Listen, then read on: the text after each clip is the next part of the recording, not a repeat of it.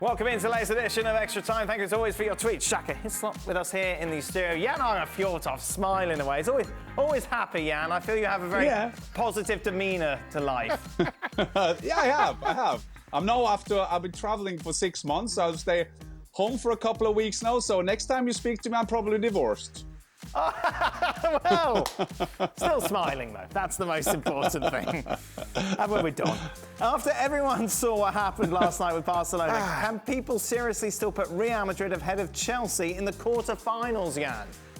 Yes, we can. I mean, they have so many experienced players. We saw that against PSG. We saw Benzema. I mean, his stats phenomenal.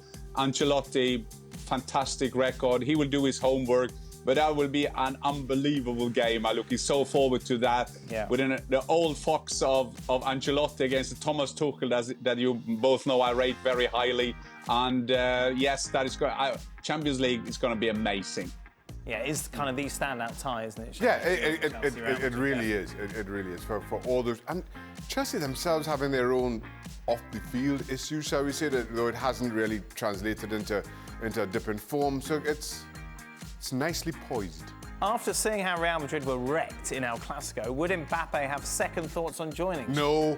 No, you don't. No, not at all. No. Nope. You want to be at a big club. Yeah, but you want to be at a big club that are trending in the right direction. Real Madrid are sitting top of the league, are in the Champions League quarterfinals. You come in to bring them back to former glories. I don't think. You look back, you've got very old midfield behind you. I don't think that result changes what Mbappe thinks. No, Jan, would it make a difference to you? For me or for another striker who wants to go to Real Madrid? But no, I mean, Real Madrid is very hard to say no to. And I think we have to be a bit realistic. Fantastic Barcelona, an unbelievable performance. But at the end of the day, Barcelona at the moment playing in the Europa League. Real Madrid will win the league and they're playing the Champions League. So I think Barcelona should win a couple of more games before they will be up there.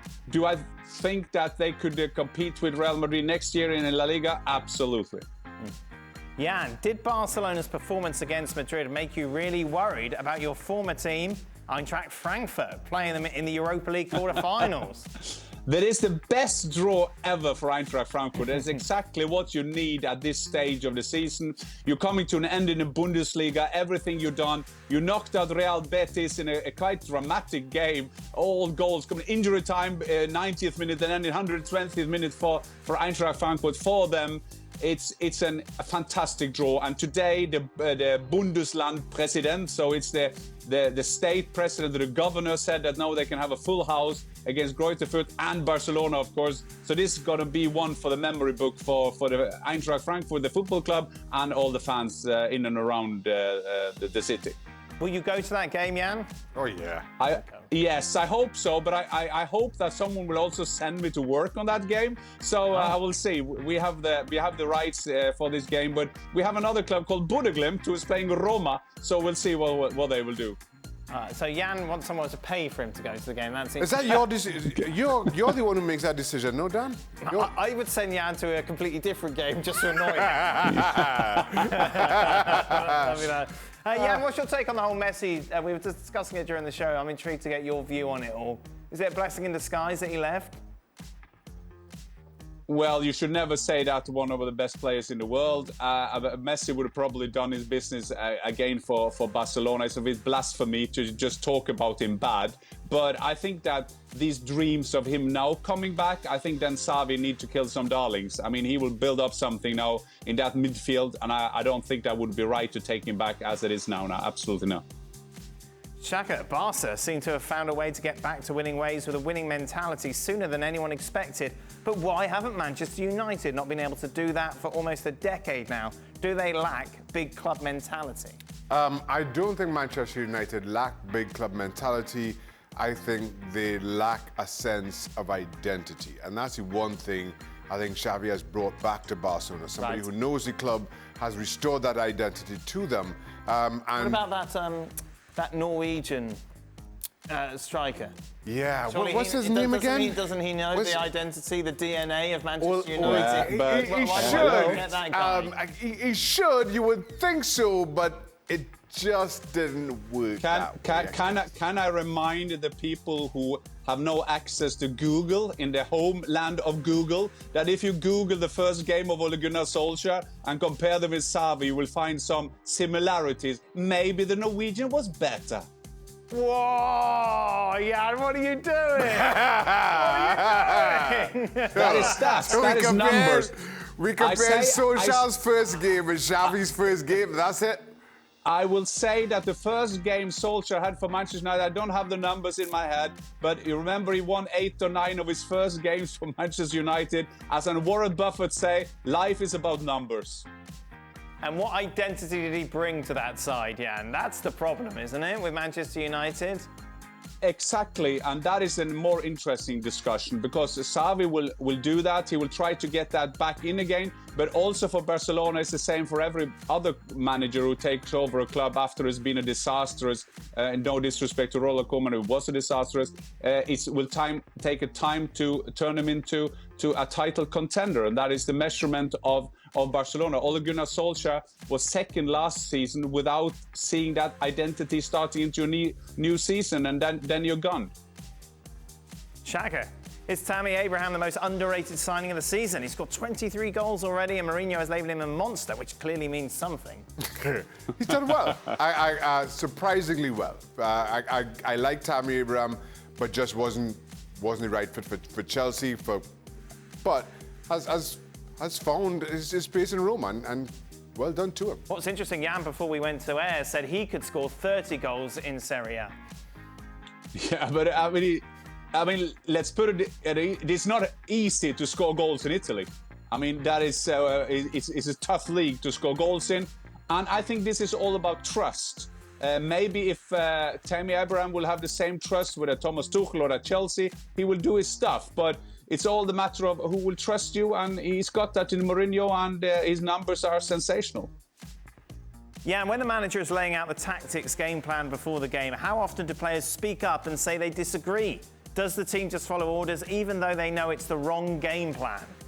Yes, absolutely. That's what you do. Yeah. I've had games. I mean, my former manager Felix Magath is this week coming back to Hertha Berlin. They're winning 3-0 against Hoffenheim, although he was out with COVID, but they still managed to win that. And I remember a game we played in Stuttgart, and I was on the bench. I had a look when the team went out. I was looking at his game plan. I couldn't understand anything. I didn't get it. I didn't know the numbers. I didn't get anything. We won 3-0. So sometimes it's better to just shut up.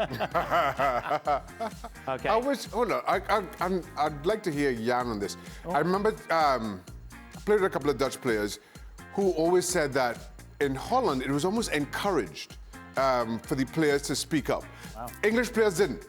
English players, the manager says something, you go out and you do it. Whether you think it's right or wrong, you do it.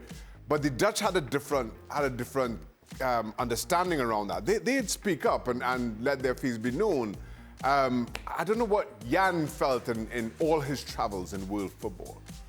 No, but I think it's a good point, but I think that we've played both, Shaka, with Dutch players. I mean, they're much more involved in all that kind of thing, so they're coming from a different culture. I think that in Holland they talk much more about tactics from early ages, the Ajax way, the Feyenoord way, the PSV way of thinking. But I mean, in my generation, we were not allowed to say anything about tactic. I mean, maybe at the end of my career, when I came over 30, I dared to say to the manager, "Why don't you play me?" But it took me some time before you You're had rubbish. that. But yeah. You're but old I said, and rubbish. yeah, but I always said, but I still score goals, Gaffer. Yeah, I don't care. But but the Dutch players, they always had that.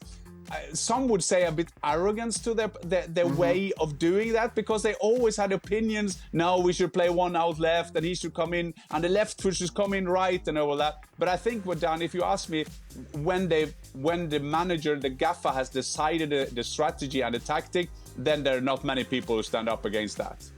Okay, let's end the show with a slightly different tone. It is World Poetry Day. Do you want to hear my poem to Jan? Yes, I do. There was a man called Jan who believed he was friends with Haaland, but he was left shocked when the big striker swapped Dortmund for Shaka's West Ham. Yes! Well done. So I spent my day. Far more productive than usual. Yeah, no, very much so. Well done. I think the best one you did there, Dan. I mean, I can see you're a poetry that should be your profession. I can see that. I think Definitely. it was tough. Yeah, I think it was deaf one from Jan to Haaland. I think that was a tough one. Poetic license, it's called, actually. Yeah, Jan. exactly. When you're in the field, you know about it. This is K to Stevie. There was a man called Steve. In gourmet food he did not believe. Shepherd's pie was his wish for every single dish, but no sweet corn, or he might heave.